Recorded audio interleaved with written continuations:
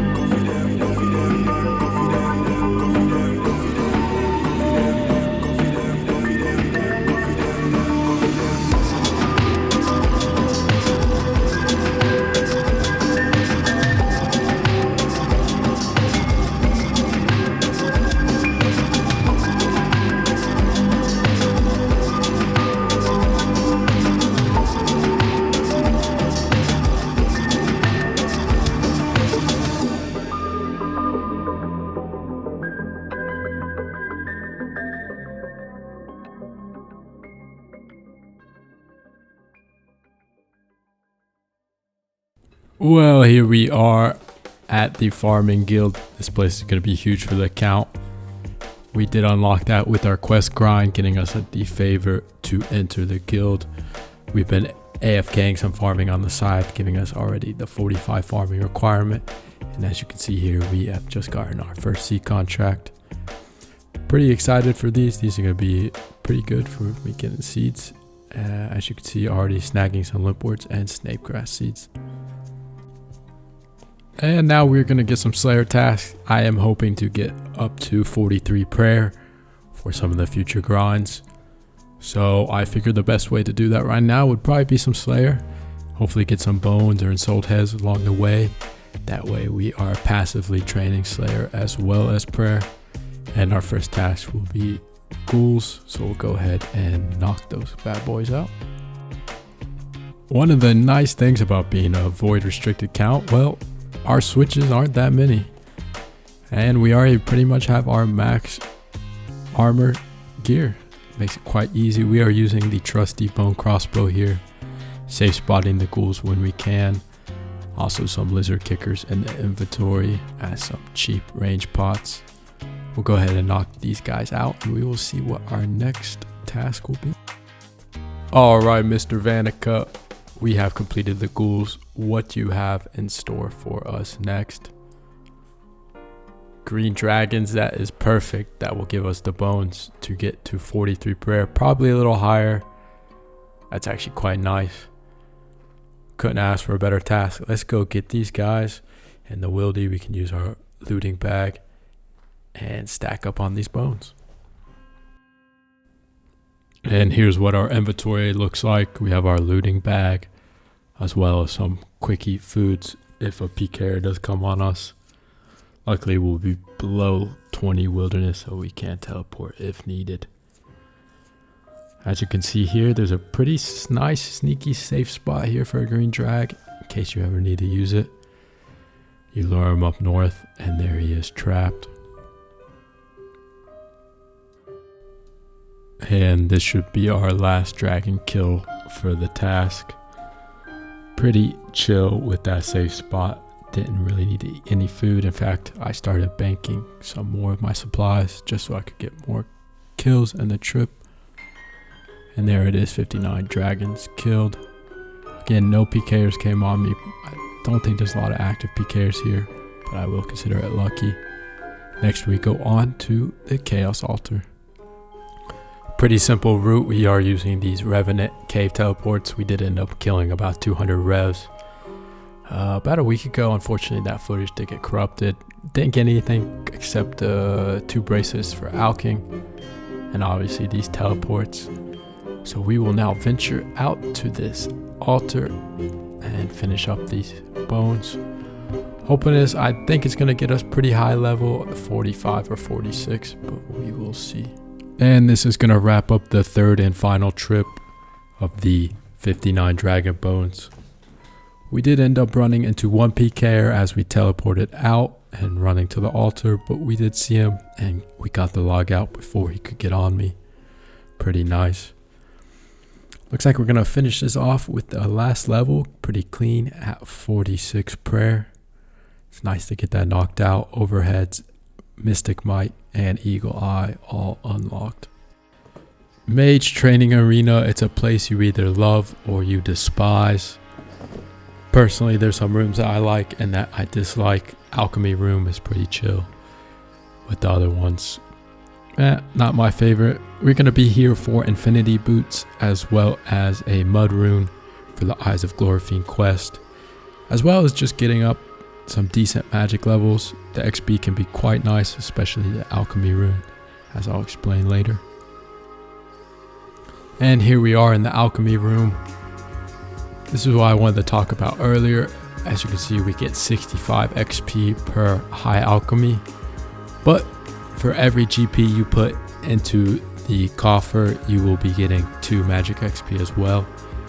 And if you alch the things that are 30 GP, well, that means every high alch you will be getting 125 mage XP. So it's pretty good XP per hour.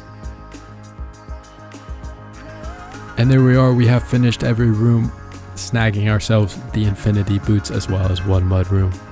We'll now head back to the Alchemy room just to get some more magic XP. Just about finished with 60 magic. Obviously that will be the requirement to go and snag a mage cape, but as well we have some more alchemy points saved up for when we want to go for a mage's book or bones to peaches. So not a complete waste, and we're getting more XP per nature rune. So overall pretty nice. This inventory should give us 60 magic. And this is going to be our setup for the mage cape run. Obviously we don't want to bring our void out to above level 20 wildy, or we will lose that. Couple prayer pots. I was able to get the herb oil from the Ferrock and Falador Easy Diary. Just went and picked up a few snake grasses and made a few prayer pots just for emergency. Infinity Boots, Tome, Amulet, Magic Trimmed, and a water staff should be fine. Real easy boss fight. I did try and set up the safe spot by getting them behind the rocks where you can auto cast at a longer distance, but wasn't able to set it up, so I just went ahead and prayed mage. That's why I had the prayer pots in case. Luckily I only had to sip 1 prayer pot. Those are pretty much like gold for me at the moment, but I'll take 1. And there we are with the Zamrak mage cape unlocked. Well, here we are at the bank. I hope you enjoyed the little compilation I made of some of the clips I did have up until this moment. Some of the quests and grinds that we did achieve. We'll start off with the bank. If we start here, we are at a 7.5 mil bank. Our first tab is going to be our teleports as well as our cash stack. Pretty lucky with some games necklaces from the Ham's storage room, as well as some ring of dueling that I made myself. And of course our dig site pendants for our birdhouse runs. At the moment we are at 4,600, so we are at Maple, and we'll be slowly moving our way up to Mahoganies. Next, in our combat tab, you can see our 3 styles of combat, as well as their appropriate switches. We have our range, melee, as well as mage. Of course, the Infinity Boots, Tome, and the Zamorak Cape, all huge improvements, as well as the Amulet of Power and Strength for range and melee. We have a pretty decent rune stack, just going from Soul Wars as well as buying almost 1k natures, over 1k blood, and over 1k deaths, as well as enough wall runes to teleport around the game. We are working on stacking up the bolts from Soul Wars as well, as those would be critical in some of the PVM later game. In our food tab, nothing too crazy. We do still have a lot of our salmon that we've been using earlier, if you remember, from our fly fishing grind, as well as 4 prayer potions just for emergencies, and some attack and strength potions, mage and range boosts as well, and a little bit of wieldy supplies whenever we have to venture out there. In our skill tab, well, we're looking pretty good with jewels. Pretty nice amount of logs, as well as a decent amount of ores. Again, getting a lot of the coal from Soul Wars, pretty nice there. Some raw food as well, over 400 saltfish and 100 tuna. We'll be cooking those later on. Move here, this is just a quick farming tab. I use this when I need to make saplings, as well as our seeds for birdhouse runs, and the volcanic ash. Our potion tab is looking pretty good. 37 Ranars potions being ready to be made into prayer pots when we can snag the snape grass, as well as some other random herbs that we've been keeping along as we do our herb runs. Our tool tab, obviously full rogue's outfit, almost the full pyromancer outfit, as well as all the appropriate molds and tools needed for fishing and skilling. We do already have our rune pickaxe. Unfortunately, we don't have the rune axe yet, but we can pick one of those up from the woodcutting guild. Just our random quest tab. I don't really go in here much. These are just items that I've needed for quests. And then our random loot tab. Anything that needs to be alked, I put in here, as well as sold heads, some jewelry I get from birdhouses, etc. Overall, pretty solid bank. And if we go look at our skills, we are total level 1157. That puts us almost at 64 combat. Obviously 60 mage and 64 range, pretty nice. 56 HP, 62 thieving, 73 fishing. Some pretty nice total levels there. And if we go to our quest, well, we've completed 76 quests, putting us up at 142 quest points.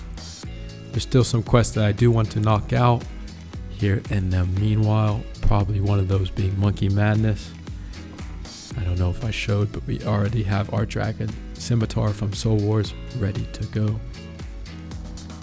And I think that's just about it. Oh, and our favor, which I did show earlier, 100% Arceus, 67% Arcidius, and 30% Piscarilius. Probably hold off on that now. I do need to get 75 for the woodcutting guild, but that will be an easy grind. And what's next for the account? Well, our big main goal is we are heading for TOA. That's right, Tombs of a Masket. I have over 600 KC on the main, and the rewards from it for an Iron Man are just insane, including runes, seeds, and some of the best weapons and armor in the game. But to get there, we need a few more items. We need the rune crossbow, which we'll get from the crazy archaeologist, a dragon longsword. The D-long is going to be our best stab weapon until Hasta or something way farther out in the game. So we'll be repping that. Obviously a dragon defender and a fire cape. Those shouldn't take too long to get. And a better shield for range. Right now we're rocking the anti-dragon shield. Hopefully we can get a snakeskin shield, or if we get lucky, we can snag one of the blessed D-hide shields from Hard Clues, but I don't imagine we'll get that before TOA. So we'll be aiming for the snakeskin shield. As far as stats, I would like to have 70 range, 70 mage, and 70 on the combat stats before we get to TOA. That way we can run some 50s with ease. As far as magic, we'll be using the tome and probably the appropriate fire spell at the time of the magic level, which I think will be, if we look here, fire wave if I'm not mistaken. Fire wave. So yeah, we'll have to get 75 magic before TOA then, as well as that will unlock the Mage Arena 2 cape, which will be awesome. So this will be what we are working for now. And meanwhile, I hope you guys enjoyed the episode. Again, if you have any comments, please don't be afraid to drop them down below. Leave a like, hit the subscribe, hit that bell notification. I'm glad you enjoyed today's episode, and we will catch you guys on the next one. Peace.